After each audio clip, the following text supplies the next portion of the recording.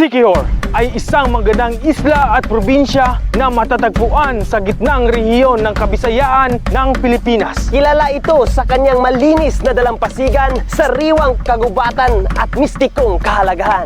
Ang isla ay naging tanyag bilang isang pampagalaang destinasyon dahil sa kanyang natural na ganda at iba't ibang atraksyon. Madalas tawagin ng Siquijor bilang Island of Fire dahil sa mga kaibang liwanag na dulot ng mga alitap-tap na makikita sa mga bakawan tuwing gabi. Kilala rin ito sa mga tradisyonal na paraan ng pagpapagaling, folklore at paniniwala sa mga espiritu na nagbigay sa isla ng reputasyon bilang lugar ng mistisismo at mahika.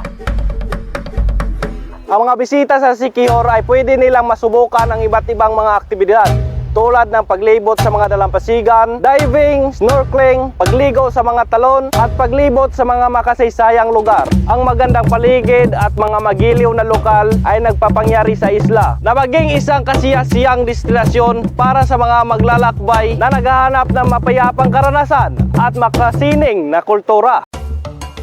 Ang kasaysayan ng Siquijor Island ay mayaman at makulay na nagmula sa mga nagdaang siglo.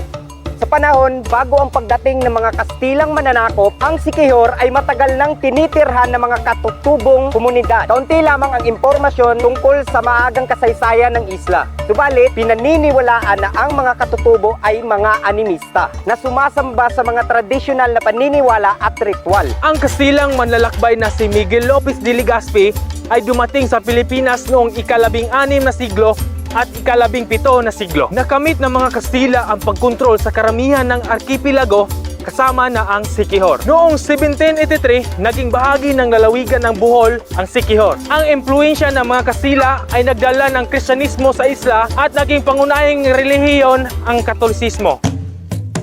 Ang Siquijor ay may reputasyon para sa mistisismo at mga kwentong bayan. Bahagi na rin ang dahilan nito ang pagkakaroon ng tradisyonal na manggagamot o mananambal na gumagamit ng sinaunang ritual o mga halamang gamot. Ang mistikong reputasyon ng isla ay nagdulot ng paniniwala na ito ay isang lugar ng mahika na nagdulot sa kanya sa pagiging tanyag at paboritong destinasyon para sa mga turista.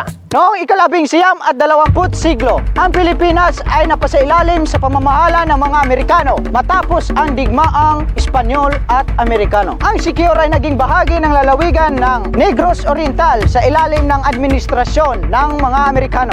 Noong panahon ng ikalawang digmaang pandaigdig, ang isla ay inokupahan ng mga Hapones at dumanas ito ng malaking pagsubok sa panahong ito.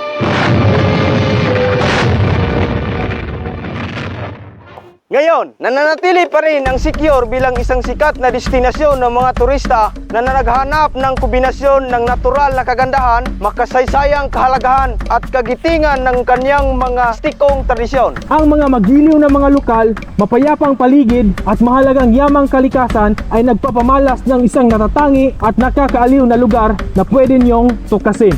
Kaya sa susunod na video ay ipakikilala at ipapakita namin ang isa sa mga pinakaluma at pinakamalaking kumbento dito sa buong Asia.